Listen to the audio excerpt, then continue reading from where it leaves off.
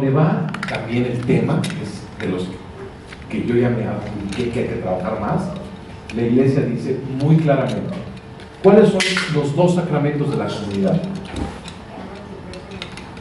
Los sacramentos. ¿Cuánto se entrena un sacerdote para ser sacerdote? 10 años. Entonces, lo primero, un libro completito que dice, muy difícil que la Iglesia lo haga hoy, siglo XXI, pero hacia allá va la Iglesia. No todos van a ser capaces del sacramento.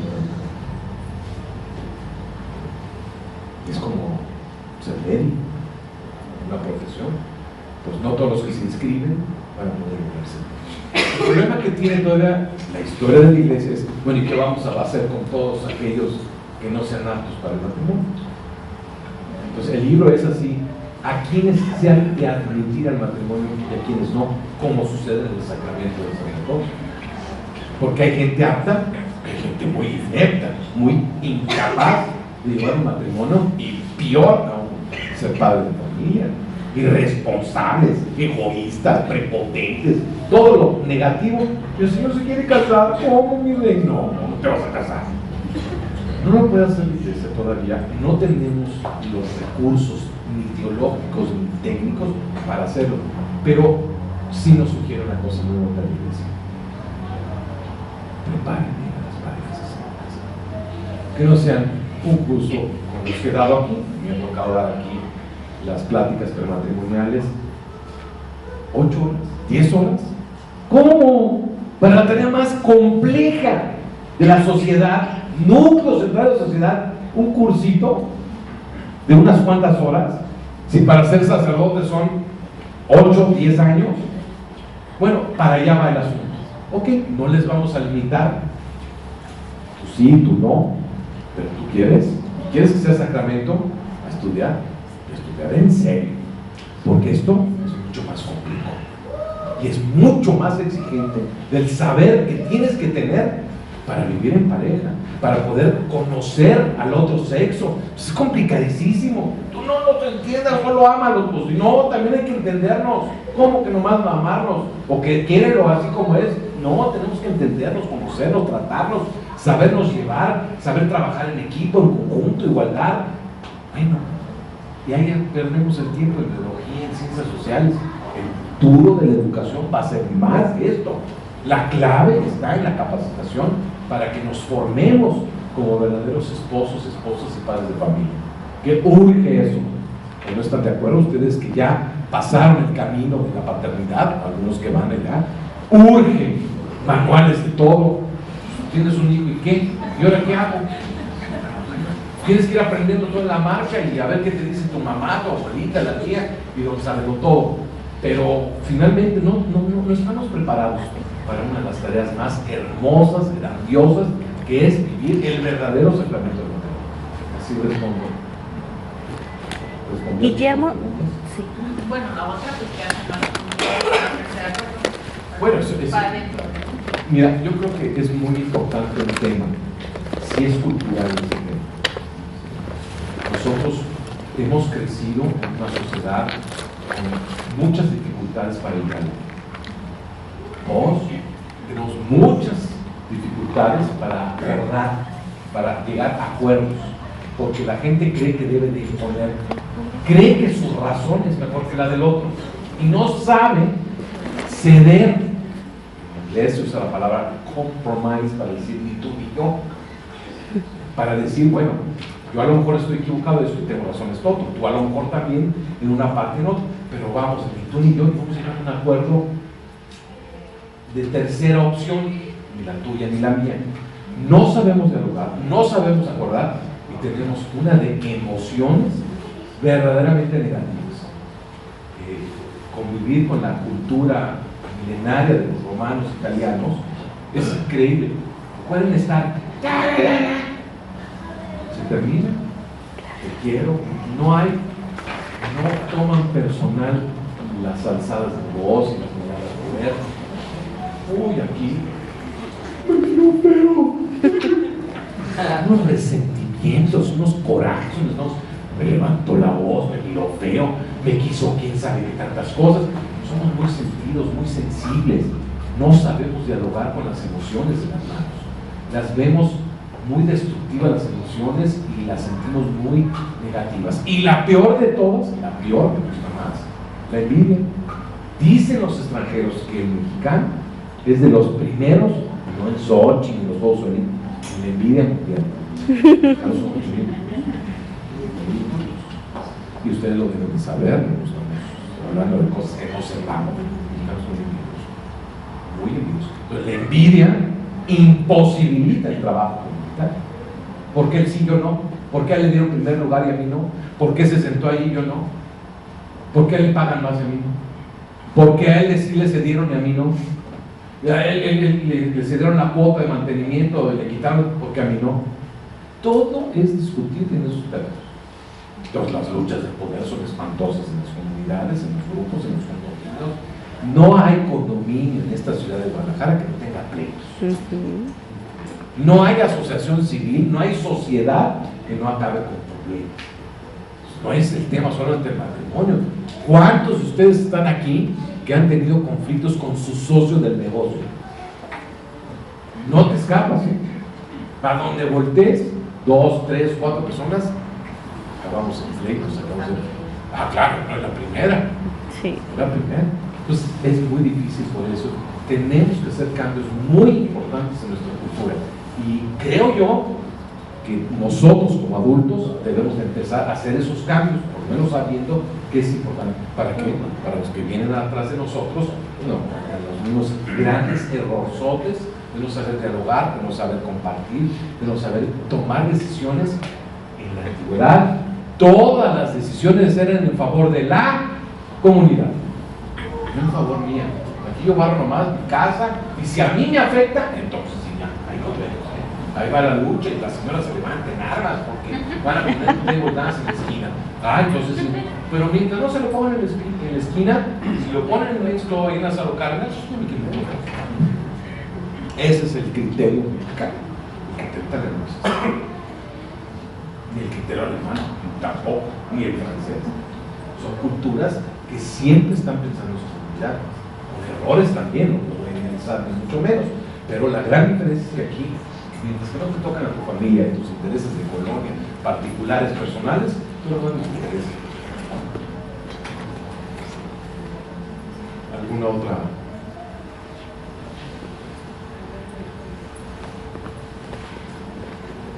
Nobody?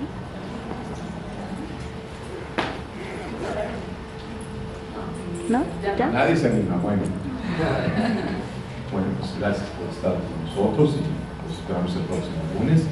Y vamos a hablar del bien, que me parece muy importante que descubramos junto con la historia del matrimonio, de la familia, y más importante de los conceptos de la cristiandad. Sí. Sí. Muchas gracias.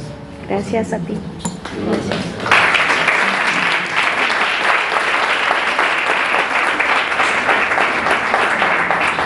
Que tenemos.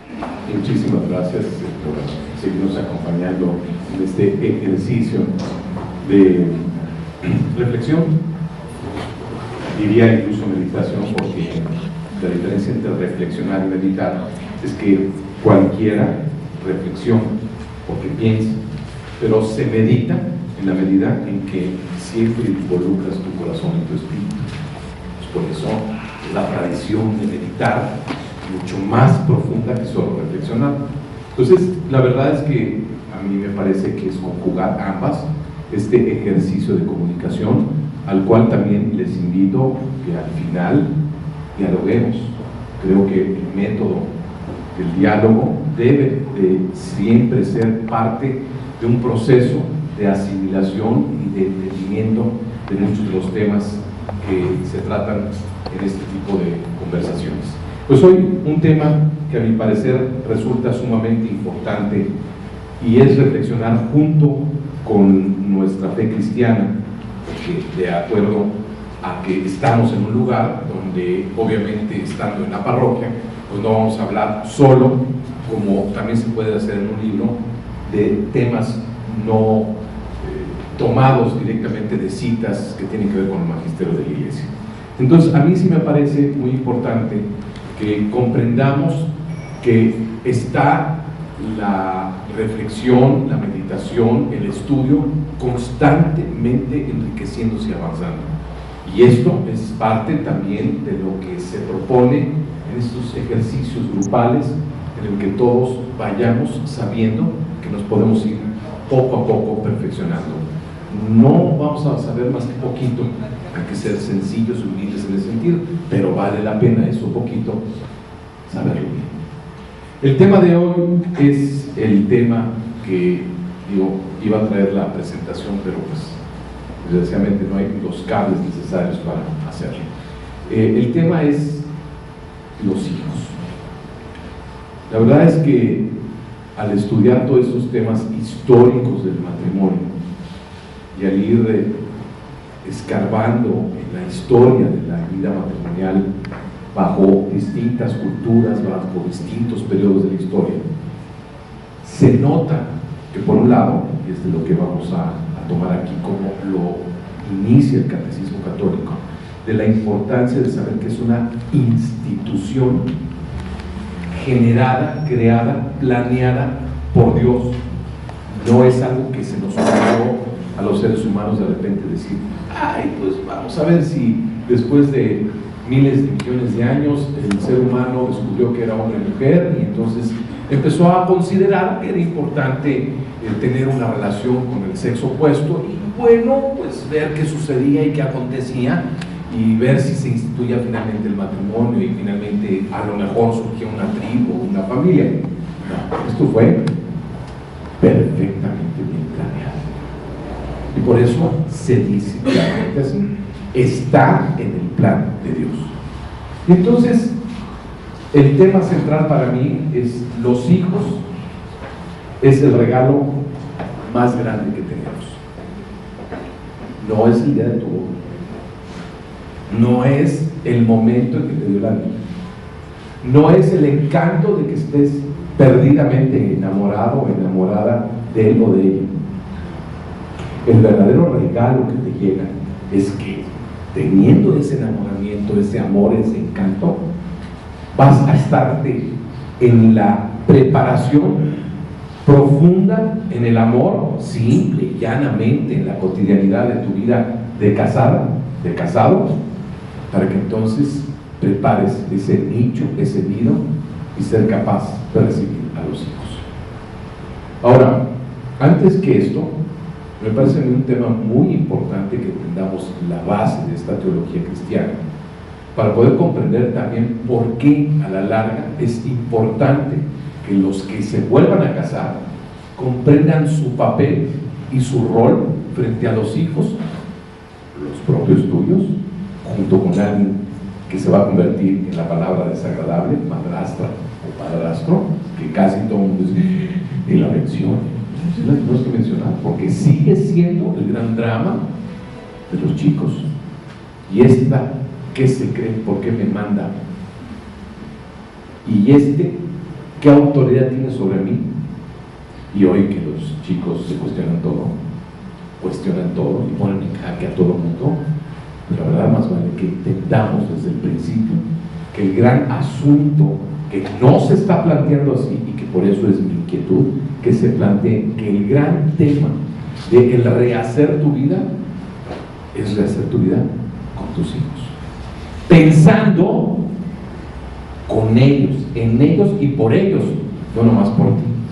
Que ahí está el tema que también veremos porque es crucial en la catequesis de los divorciados vueltos a casar, el tema de no lo debes de hacer nomás porque sí, porque tú lo necesitas, porque no te quieres sentir solo, porque te hace falta cariño, porque quieres rehacer tu vida, sin considerar lo más importante de la vida matrimonial en esa institución creada, que son precisamente los hijos.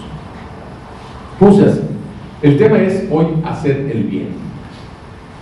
Cuando nuestro catecismo católico dice así, lo pone en el inciso 1601, la alianza matrimonial por la que el varón y la mujer constituyen entre sí un consorcio, casi como los españoles, un consorcio de toda la vida, encanta a la iglesia decir, oye, esto es para toda la vida. Después vamos a ver un poquito por qué está esa sentencia de eternidad en la vida mortal, de la vida conyugal, ese consorcio, ordenado por su misma índole natural. Aquí es donde entra el tema cuando se señala de que el matrimonio no es invención del hombre, es natural en cuanto que está diseñada y creada como tu natura corporal, como tu rostro, tu cuerpo, tus aparatos, todos los sistemas, no los inventó el hombre. No ha habido ahorita quien diga es que lo inventó y lo creó. No es cierto, es natural. También el matrimonio es natural. Pero el más importante bien, el bien de los cónyuges, es la generación y educación de la prole. Claro que ya nos dicen hoy en día que el matrimonio es unitivo, pero yo lo discuto con quien lo dice sin reflexionar ni meditar. La iglesia no dice lo unitivo para que pienses tú en que tu felicidad es tu pareja. No es cierto. La felicidad número uno es Dios. No busques la felicidad en nadie más. No se te ocurra buscarla en mortal alguno. Y esto lo digo fácil, pero ¿cuánta gente le llora porque se le fue su felicidad? ¿Quién era? Fulanito de tal, fulanita de tal. O sea, tu felicidad la pusiste en un ser humano, la pusiste realmente en una persona. Nunca se te ocurrió preguntarte a ti mismo que ninguna persona en este planeta te va a dar eso que nosotros queremos denominar como felicidad, que no sea la presencia de Dios. No, pues no se me había ocurrido. Fíjense nomás algo tan obvio. Yo tampoco lo sabía hasta que no leí a San Agustín. San Agustín tiene una obra magnífica que es precisamente sobre la felicidad. Se reunió con su madre, con su hijo, con 2 o 3 amigos y se fueron a una casa de campo durante más de un fin de semana y disertaron sobre el tema de la felicidad. Y con la prosapia y la inteligencia de San Agustín nos hizo llegar finalmente a la conclusión de que no había posibilidad de encontrar felicidad alguna que no fuera en Dios mismo. Y claro, los autores que han continuado estas reflexiones han demostrado que el hombre se equivoca cuando pone, no estoy diciendo el amor, pone la felicidad en otro ser humano. De ahí parten muchas frustraciones terribles en nuestras épocas y seguirán siendo, porque hay quien pone la felicidad en el dinero. No, es que sí ayuda mucho. No, es que sin fulanito de tal y sin fulanito no sé qué hacer en mi vida. Es más, sin los hijos yo no puedo ser una persona feliz. ¿Cómo? Se te olvida lo más elemental y clave de la existencia. Solo en Dios vas a encontrar la felicidad. Y entonces aquí viene la atadura importante que hizo desde el Génesis nuestro Creador. Dio 2 sentencias básicas: crecer y multiplicaos. ¿Necesitan ustedes, criaturas amadas mías, crecer y multiplicarse? No dijo multiplíquense y a ver si crecen. Crecer y multiplicaos. Llenar la tierra. Y es más, hacer que esta tierra sirva, ayude en algo a ustedes para seguir creciendo. Porque en el relato de la Génesis nos va señalando directamente: caray, he creado cosas maravillosas, plantas, peces, todas las especies que se pueden imaginar, y ninguno ayuda a este hermoso ser que he creado a mi imagen y semejanza, que es Adán. Hace falta alguien que sí le ayude, alguien que se ayude mutuamente. Esa va a ser la mujer. La extrae de una costilla, y el tema de que la extrae de una costilla tiene su simbolismo desde el Antiguo Testamento, en varias escuelas, sobre todo de la Torá y escuelas rabínicas, lo interpretan como que la costilla está directamente protegiendo el hálito de vida y cerca del corazón. Es decir, la mujer es extraída del espíritu vivo del hombre, creador, creado, y y del corazón del hombre mismo. ¿Para qué? Para que le ayude a ese hombre a encontrar el bien supremo, que es el amor a Dios, el volverse siempre a obedecer a Dios, porque obviamente lo va a desobedecer, pero además tener el más importante don que tiene el hombre, la capacidad de crear la vida. Ya lo vemos tan normalito. ¿Cómo? O sea, ¿te puedes imaginar realmente que tú tienes la capacidad de crear la vida? Crear a un ser que meses antes no estaba, que tú lo creas. No lo haces instantáneamente, pero lo haces en la unidad, formándote en unidad en ese contexto de ese amor respetuoso que nos pide el Padre, para poder hacer ese acto de creación tan grande y tan maravilloso que es el don, el regalo de los hijos. Hasta aquí vamos. Qué impresionante. Yo quiero de veras transmitirles mi pasión por el don tan maravilloso que es la creación de un ser vivo. Ahora entendamos, bajo una óptica así, lo espantosamente horripilante que es el aborto. ¿Cómo se atreve un ser humano a matar a otro ser humano? Ya no digas, porque todos somos capaces de asesinar en cualquier circunstancia, pero a esa criatura, quitarle la vida a un ser en esas condiciones y hacerlo para protegerme yo. Obviamente no quiero hacer sentir a nadie mal porque haya vivido un aborto, pero sí tomar en consideración la razón profunda, mística, la realidad trascendente del hombre, del saber que tenemos nosotros el don de crear la vida. Y entonces se combinan dos cosas claras. La felicidad es estar en Dios, vivir en Dios, tener presente a Dios, pero a través de los hijos. No a través de la pareja, no lo dicen los documentos. Después, ya en los siglos posteriores, hoy ya se acomoda el tema de lo unitivo, como que es un reclamo de la época, pero en la antigüedad no era así, no importaba lo unitivo. Es más, los profetas tenían montones de esposas, los grandes profetas, Jeremías, Jacob, todos tenían muchas esposas, no había monogamia, había poligamia, y además de que tenían muchas parejas, no era el tema lo unitivo, el tema era lo procreativo, crear la vida, amar la vida, desarrollar la vida, hacer todo lo posible para que la vida se cumpliera en ese don tan grande de dominar las cosas, no destruir, ni dominar quiere decir someter en un sentido destructivo, sino la palabra que le gusta siempre al Creador, crecer, hacer que las cosas crezcan. Por eso la palabra cultura es lo mismo que la palabra cultivar, que es saber cómo poner una semilla y que ésta se desarrolle, se crezca y dé frutos finalmente. Entonces cultura, que es cultivar, nos hace siempre entrar en el concepto de crecer. Por eso es tan importante entonces comprender que el regalo más grande que tenemos en nuestra existencia son los hijos. Quisiera saber si alguien aquí pudiera darme un argumento contrario, porque los hay, que diga no, lo más importante somos mi marido y yo.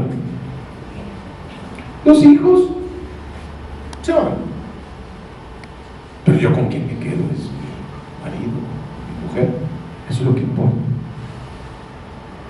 ¿Verdad que sí? Parece que es lo que piensa mucha gente.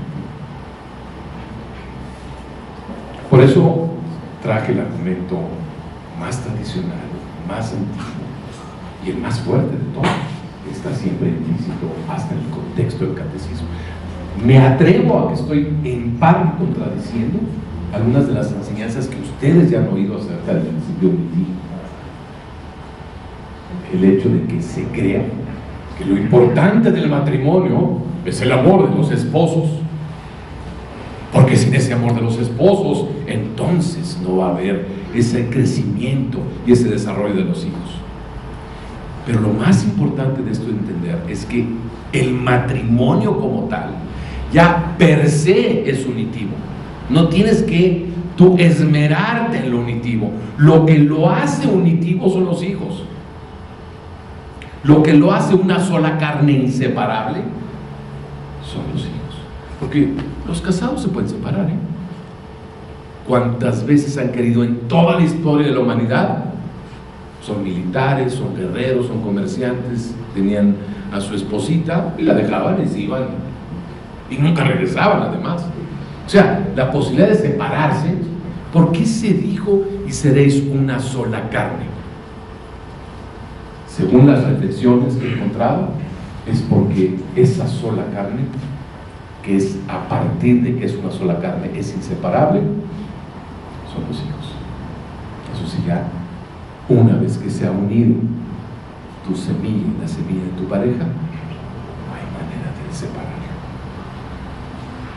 Y es para toda la vida. A mí se me hace hermosísimo haber entendido esa parte. Falta mucho más por reflexionar y profundizar en ello, pero se me hace clave entender que el don más grande, por eso se dice así desde los textos más antiguos, y lo sigue diciendo el Catecismo Católico, de base y de fundamento, la trascendencia de que solo verdaderamente en los hijos se consolida y se realiza el plan de Dios. Adelante.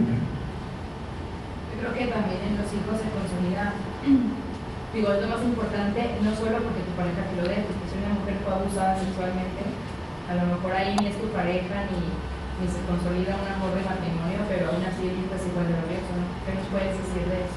Bueno, es evidente que todo esto siempre ha existido. Había mucha sexualidad con las esclavas y demás. Por eso se instituyó el tema del matrimonio. Estamos hablando del matrimonio, no de la vida sexual. El matrimonio es la manera en que Dios creó la institución adecuada para que se dé la fructificación de su plan, porque si no se convierte en un instinto simplemente reproductor. Y por eso siempre le agregó desde el principio que esto se ha hecho siempre bajo el contexto del amor. Por eso es una alianza amorosa. Entonces, por eso no incluí el tema de la reproducción como tal, porque ese es instintivo.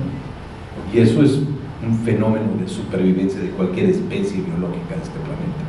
No tienen que formar una pareja de amor ninguna especie inferior para poder procrear. En cambio el ser humano sí. Ese es el óptimus de la posibilidad de tener hijos, la realidad del contexto del matrimonio.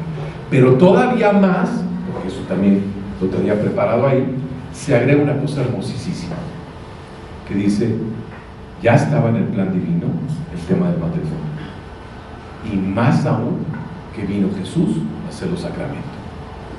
Entonces, todavía con mayor razón es como decir: mire, lo que yo deseo como creador de ustedes es que bajo este contexto sea el bien mutuo de ustedes, que a eso le llamo amor, siempre el bien, y el bien supremo es el Padre, y que además que se convierte en el bien entre ustedes dos, van a tener el más importante regalo, que es gozar y disfrutar de ese bien tan grande que yo les regalo, que está hecho imagen y semejanza de mí, que es crear la vida.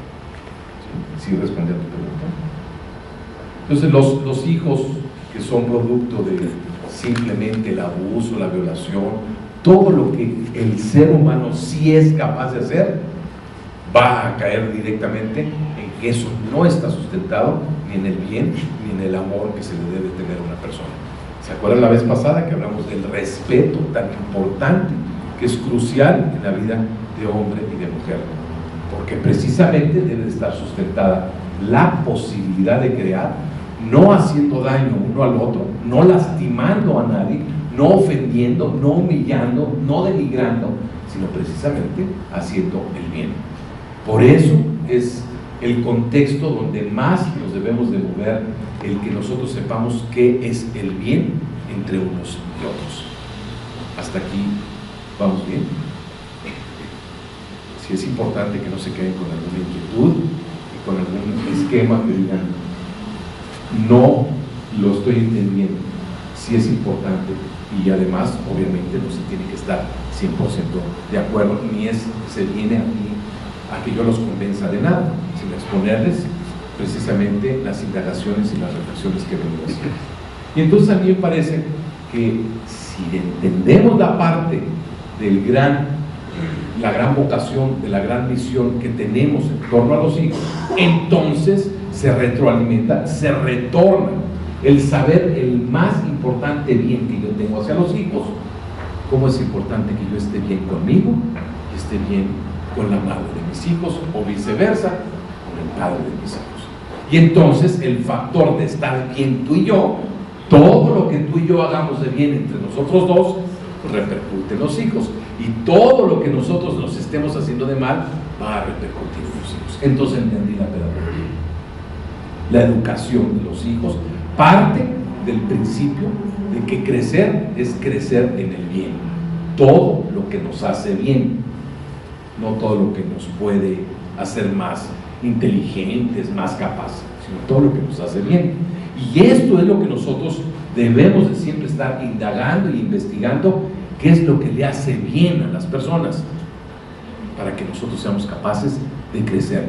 Y como esto es bastante evidente desde el punto de vista de la naturaleza, porque cualquiera que haya cultivado una matita, una planta, sabe perfectamente bien que si la pones en el sol y es de sombra, si le falta agua o le sobra agua, o si de alguna manera la tierra no es la adecuada, es demasiado arenosa o tiene un pH más alto, está muy alcalina, pues evidentemente yo sé a nivel de planta cuánto estoy dándole lo necesario para que crezca y dé frutos.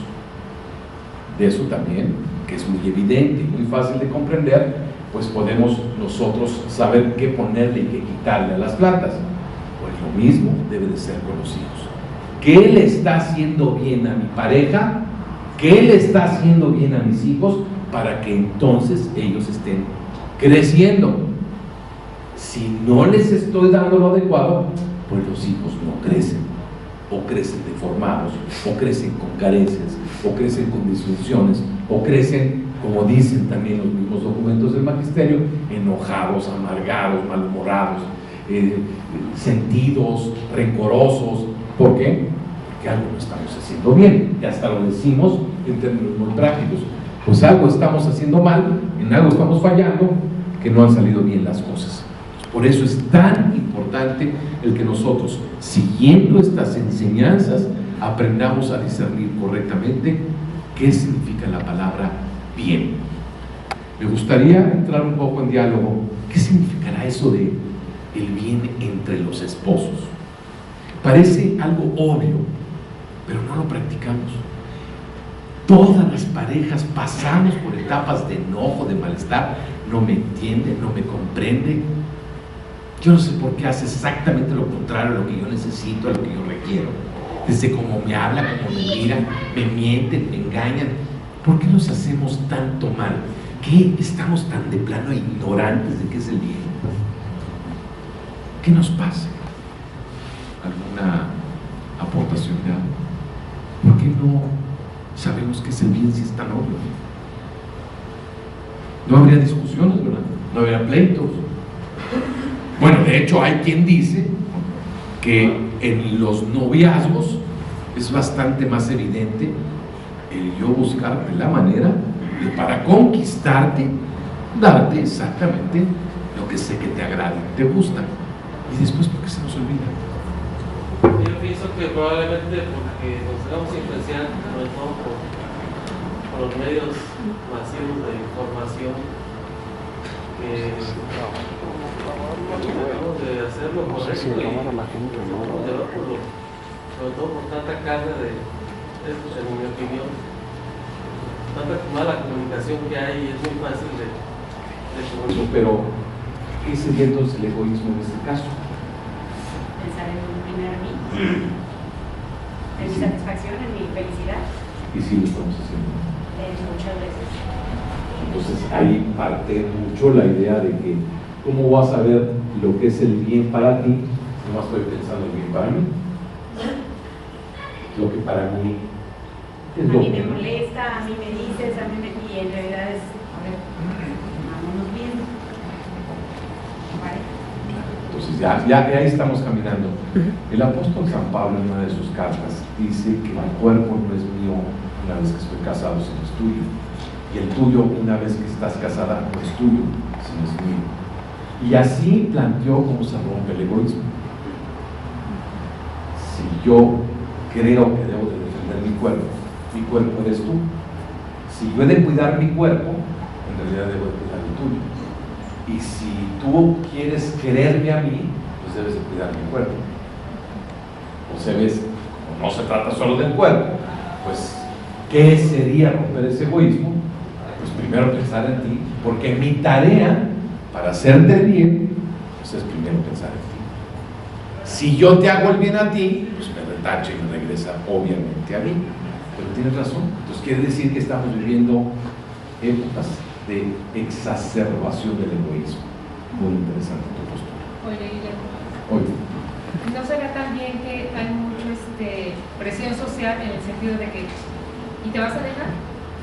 O sea, si yo veo como hombre o como mujer un modelo que deben de comportarse los hombres de cierta manera, uy, no voy a yo a bajar la guardia y ella quiere abusar de mí o él quiere abusar de mí, porque entre los hombres a veces se da más también de que el hombre manda, el hombre tiene que ser no sé cómo, el hombre ya hay ciertos patrones que si no lo sigues, uy, qué mandilón, ve nada más, ¿cómo es posible? O sea, y a lo mejor como, híjole, me voy a ver súper fatal si yo hago esto. Entonces, aunque yo sé que mi mujer quiere esto o viceversa, pero no, yo no puedo doblar.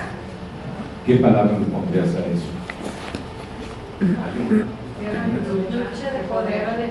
Pero se decía, ese es el acto, pero la parte como ella puso egoísmo. Pues machismo, presión social. Bueno, yo decía como presión social de que, pero ¿qué? ¿Soberbia? Ahora hay, pero antes de llegar a la soberbia, egoísmo y orgullo. Ese es el tema que va muy ligado a ese fenómeno. ¿Cómo yo? ¿Lo voy a dejar? No se lo vuelvo a permitir en la vida. Entonces vienen todas las actitudes destructivas, negativas, nefastas de la conducta. Los que estamos en terapia de parejas, que honores de uno. Bueno, esto se sienta y ahora después se transforma él o ella en verdaderos ogros. De repente siento que hasta el chamuco está de tan feo que se miran y se ven, se quieren verdaderamente destruir uno al otro. Sí, egoísmo, orgullo y claro, soberbia, por supuesto. Soberbia es no te necesito. Hay muchos conceptos y yo sí soy un poquito más tradicional tengo duda de algún concepto filosófico etimológicamente y voy a las fuentes originales. Para empezar siempre voy al magisterio y voy a los grandes autores para no inventar yo las definiciones o los conceptos. Y soberbia tiene que ver mucho con lo que ha dicho también la tradición. Soberbia es tú, mi Señor, Padre Creador, yo soy ángel, Lucifer, tienes información que yo no tengo. ¿No la quiero? Pues por eso San Agustín dice, el pecado más grave es la codicia y la envidia. Y luego, no te necesito, yo puedo estar sin ti. Entonces se conjuga codicia, envidia y no te necesito. No te necesito. Entonces, obviamente es falta de humildad, ¿no? Es decir, la humildad es obedecerte a ti porque te reconozco que tú ves más, conoces más, sabes más. Es más, me has indicado, porque me has creado a mí, qué es lo que me hace feliz y qué es lo que necesito para ser una persona feliz. Tú sí lo sabes, yo no. Yo te necesito a ti, por eso soy humilde. Entonces, claro, que una persona egoísta, con orgullo, con envidia, con codicia, cae en lo que hace rato dijiste muy bien, lucha de poder. Evidentemente. ¿Por qué? Porque no me voy a dejar. Ahí se perdió todo el ámbito del bien mutuo. Porque como ya estamos luchando entre tú y yo, pues ya no estamos en ese contexto que la sesión pasada habíamos planteado con el ejemplo del padre Lombardi, cuando le preguntan, oye, hay 2 papas. ¿Cómo que hay 2 papas? Sí. Y pues que no es un problema para la iglesia que haya 2 papas, uno emérito y honorífico, ustedes pónganle el nombre que quieran, pero hay 2 papas. No hay problema, porque ambos están para servir a Dios y no tienen interés de a ver quién tiene más presencia, más éxito, más cartas o más rating. No. Se viene a servir a la iglesia, porque cuando sirves se acaba la lucha de poder. Y entonces me pregunto, ¿qué no es obvio que como esposos tenemos una tarea de no discusión entre tú y yo? ¿A quiénes servir? ¿A quiénes vamos a servir? Pues hay que ayudarse mutuamente para que los hijos vean también ese ejemplo. O sea, lo obvio es que una pareja puede estar discutiendo, pero el bebé empieza, ve tú, ve yo, lucha de poder. Pero el servir a los hijos es ineludible e inevitable. Claro, hay gente muy disfuncional y enferma que ni eso les preocupa. Los puede matar. No les importa. Que hay gente enferma, pues sí. No se mundo donde hay mucha gente enferma. Pero servir es un ejercicio evidente para vencer el egoísmo, el orgullo, la soberbia, la codicia y la envidia. Es decir, el bien aborrece todo aquello que impide al otro hacerlo sentir bien. Mi tarea es hacerte sentir bien, que estés bien. Mi reina, mi ser, ánimo, como quieras decir, pero de hecho, de facto, quiero hacerte sentir bien. Por eso tengo un amigo que muy simpático dice, qué tarde aprendí todas las mañanas decirle a mi reina esposa, ¿qué puedo hacer hoy por ti, mi reina, para que hoy estés bien? Ay, Más qué que maravilloso, qué Que maravilloso. tardé 30 años. Y ya era su segunda Pero esposa. no está. Ya era su segunda esposa. Bueno, lo que pasa es que, digo, la verdad es que sí se aprende a base de cometer errores.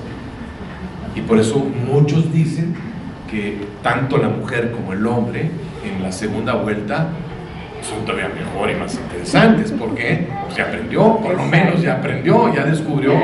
Claro. Bueno, hay algunos necios que a lo mejor nunca. Pero la verdad es que sí se aprende y sí se reconoce, deciden que la regué, que me equivoqué. Entonces, vaya, sí es muy interesante el tema de que sí se aprende. Y esta es una de las frases maravillosas que puedo hacer hoy por ti para que estés bien. Digo, es una pregunta que te puede impactar. No, pues ve por los niños a la escuela o te voy a hacer esos hot cakes que te hacía tu mamita, que los voy a hacer mejor el día de hoy. Te aseguro que te vas a ir a trabajar con una satisfacción que tú vas a ir a la cocina a prepararle hot cakes a las 8 de la mañana. Sí, mi amor, porque sé que es un bien para ti el día de hoy, aunque sea a través del estómago. ¿Por qué no pensamos así tan sencillo, tan obvio? Además, la verdad, a mí me encantan los niños por eso. Ustedes, como deben de tener experiencia con sus hijos y los niños, ¿cuántos dulces agarra realmente un niño después de que la piñata se rompe?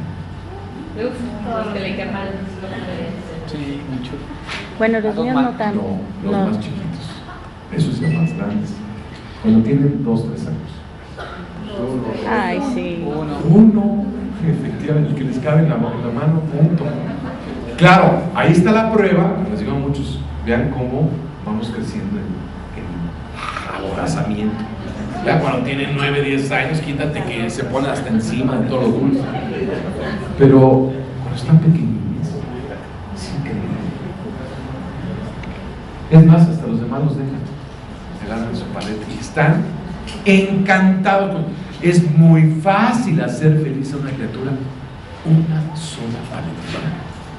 Yo he visto señoras muy rudas, muy agresivas con las criaturas en las colas del súper, con criaturitas así de 2, 3 años. ¿Quiero un dulce? No. La pobre criatura, no vas a comer, no es momento, lo que sea.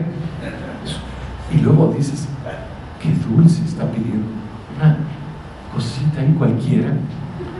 A ese niño, con eso simple, está feliz. Y por eso Jesús nuestro Señor dice, me interesa que ustedes vivan como niños. El niño es feliz con cualquier cosa, con muchas sencilleces, es sensible al cariño, es primario en tantas cosas, es honesto, sincero, transparente, fresco, espontáneo, amigable, sonriente, te mira a los ojos y puede ver tus ojos y él transparenta su corazón. Debemos ser como niños. Y volvemos a lo mismo, son los hijos los que son los maestros de muchas cosas que se nos ha olvidado del bien tan grande que está al lado de nosotros. Todos esos momentos desde que nacen son una experiencia increíblemente, trascendentemente mayor que cualquier otra de las experiencias que se tienen en la vida. ¿O no? Habrá quien no lo ha disfrutado, no lo ha sabido, pero la verdad es que se está transformando el mundo hoy en día. Muchos dicen que es por los medios de comunicación, igual es cierto en muchos casos, pero para mí, leyendo la historia de la humanidad, hasta donde hemos conocido, no se estilaba, no se conocía, no se sabía que el hombre estuviera involucrado en el parto de su esposa. Por consiguiente, los hombres que ya en nuestra generación, que entramos al quirófano, al parto, y prácticamente antes que la señora, somos los primeros en recibir a los niños, porque el cómplice del ginecobstetra, ¿a quién pasa el bebé? Al Al papá. papá. A mí me lo pasaron a mí. Y hasta cortan el cordón. Exactamente. Es decir, está cambiando la humanidad sensiblemente, algo que no había sucedido en siglos, en miles de años. Era tarea totalmente femenina. Y ahora nosotros recibimos a las criaturas desde que nacen. Por eso hay tantos procesos creativos en el desarrollo de estimulación temprana de las criaturas, porque el hombre no estaba tan cerca de los niños como estamos hoy en día desde que nacen. Entonces es una gran cantidad de información y conocimiento que las criaturas no tenían desde temprana edad. Se acordarán todavía, y a mí me tocó, ya así fuimos creados desde los primeros días, que nos ponían en unas sábanas envueltas como tacos los primeros meses de nuestra vida. No nos podíamos ni mover, ¿verdad? Y con guantes para que las uñas pues, nos hubieran cortado. Pues no sé, eran costumbres y tradiciones. Y así nos ponían. Y hoy, ¿qué esperanzas? De ninguna manera se envuelve una criatura y se les entrega como taco a las madres. Al contrario, les empiezan a quitar cosas para que no les estorben, porque desde temprana edad hay movilidad. Eso no se usaba antes, ¿verdad? Todo esto lo hago planteando el tema tan hermoso del bien supremo que tenemos a nuestro alcance. Decíamos la vez pasada lo importante de tratarnos bien como parejas. ¿Cómo quiero yo crear, y eso va respondiendo también a tu pregunta, Karen, una cultura del bien en mi casa si no lo practico todos los días ni conmigo ni con mi pareja? ¿Cómo puedo yo mostrarle a mis hijos el bien si todavía tengo el descaro de justificar, te pego y te lastimo? Es por tu bien. Eso todavía, aunque desde la antigüedad se ha usado esa justificación, por eso muchos pedagogos también de las tradiciones filosóficas han dicho, el fin no justifica los medios. O le haces un bien a esa criatura o no se lo hagas, pero no digas que le vas a hacer un bien golpeándolo. Es por tu bien. ¿Cómo?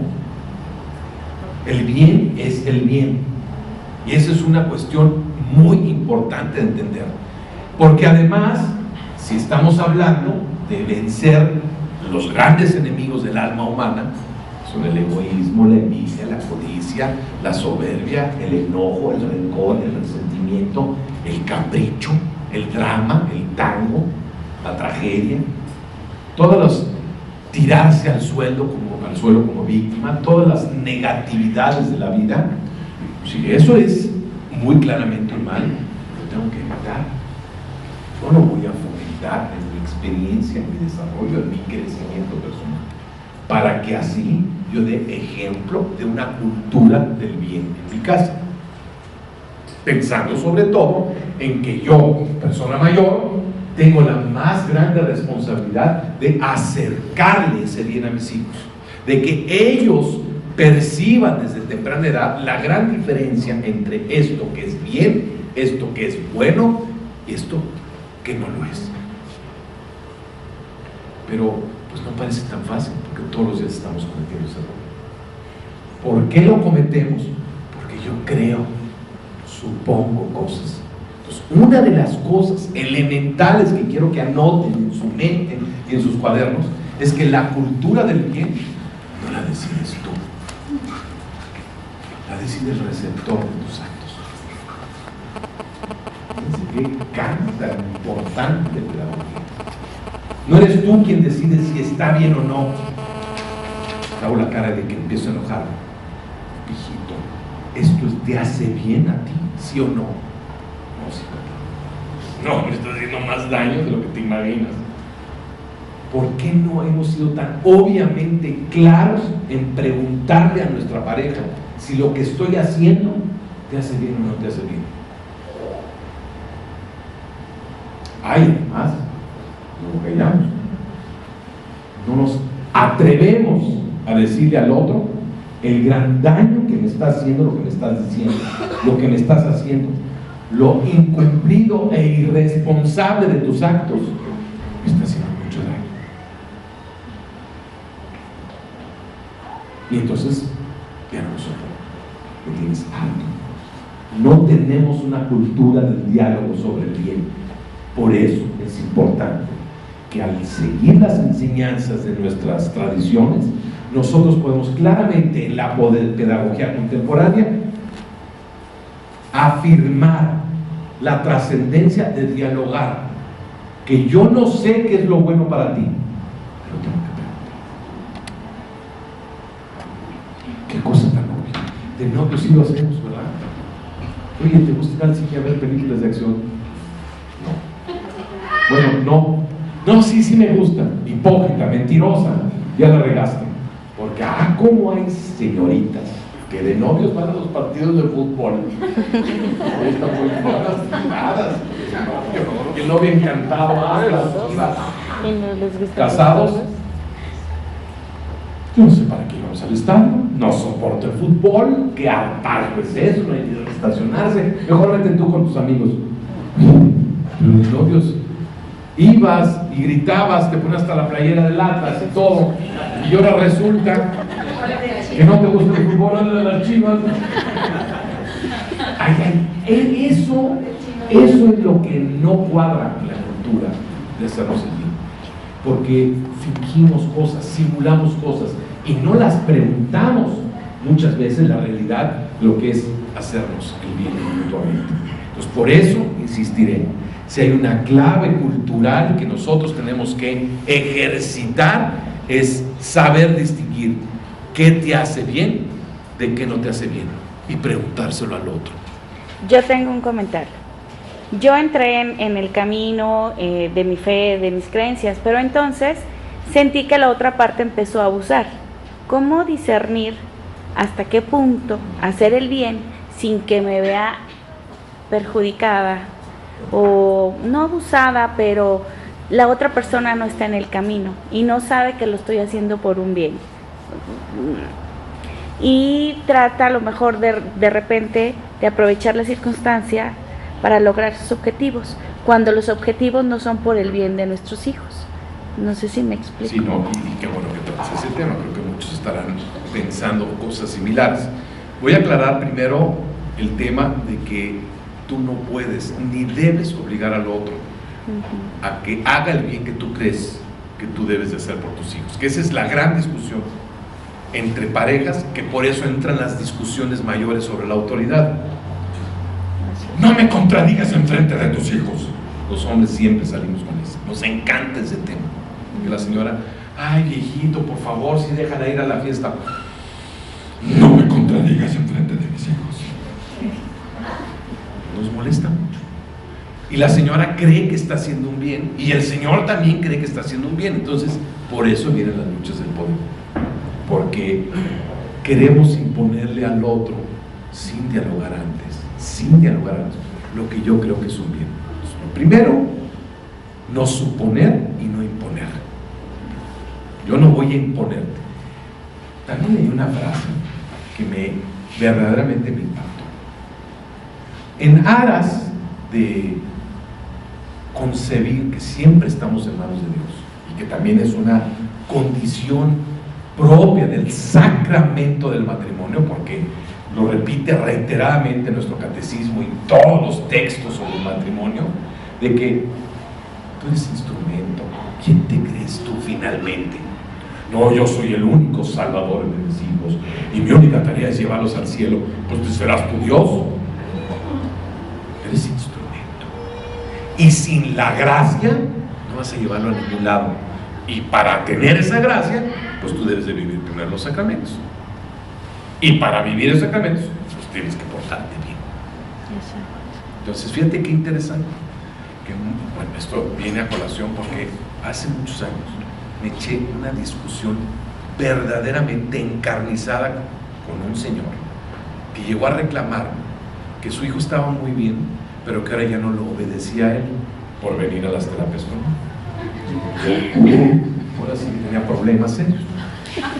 Y entonces el señor, con mucho enojo, con mucho coraje, muy bien plantado, me decía que él era el único responsable de la educación de sus hijos, y era muy católico, que la tarea que él tenía era que sus hijos se ganaran la santidad y el reino de los cielos.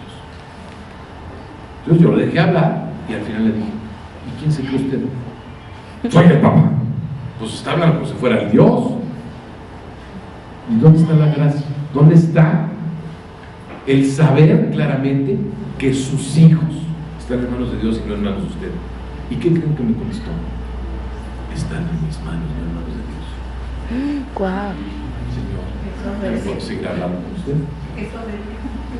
No están en manos de Dios, están en mis manos. Yo dije, wow, pero tendrá que hablar. De ese extremo, mis hijos están en mis manos y es mi responsabilidad. Dios me la dio a mí, por lo tanto están en mis manos, no en manos de Dios. O sea, había una lógica de fondo, no estaba tan tonteándole el Señor, pero pues no se percató de que había caído en la soberbia. Yo no necesito a Dios. Dios me dio esa responsabilidad a mí, ahora es mi responsabilidad. ¿Cómo la ven? Entonces, por eso es tan importante entender la trascendencia de que nosotros seamos capaces de ayudarnos en el bien, haciendo el bien. Ese es el punto central. Y la frase que les quiero decir, que me impactó tremendamente bien, es que tú no debes de estar en la vida conyugal, lo que muchas parejas están cometiendo el error del día, de querer casi convertir, adoctrinar, empujar, no sé, facilitar el camino, hasta discretamente dejarle el libro ahí en el buró de leer. Sí, los mensajes. Y casi como la amiga platicando, y escenografías para poder cambiar al marido. Y la frase es esta: si tú quieres hacerle el bien mayor a tus hijos y el esposo o la esposa no, y aunque estén separados o divorciados, el que está consciente del bien, si se sigue portando bien y está en la oración y pone las cosas en manos de Dios, entonces está haciendo ese camino de santidad para sus hijos y para su esposo o su esposa. Sí, es cierto. Entonces yo cuando leí eso dije, wow, esta es la respuesta que todos estamos buscando. No te preocupes, estamos en manos de Dios. Lo que sí no debes fallar tú es en tú hacer el bien. Sí. ¿Y cuál es el mayor bien que puedes hacer por un terco, un necio, un desafanado, un irresponsable? Respetar, silencio. Orar, Orar, amar, sí. entonces hacer el bien. Sí. ¿Por qué? Porque estamos en manos de Él. Si no, no es cierto, está en mis manos. Y que vaya al curso, y que vaya a terapia, y que se tome todos los tafiles del mundo y los ansiolíticos porque está neurótico. ¿Cómo? O sea, tú lo quieres cambiar. En un